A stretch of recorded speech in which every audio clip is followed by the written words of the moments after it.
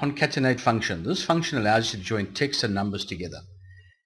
In this example, we're going to join the first name and the surname together in column C. So we start off with our equals sign and pick up the concatenate formula.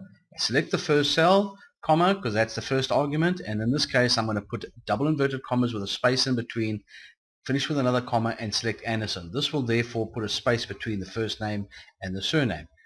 You could also therefore put a hyphen or something in the middle of those in double inverted commas.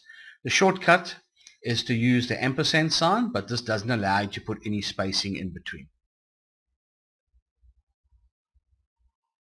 This is a very valuable function.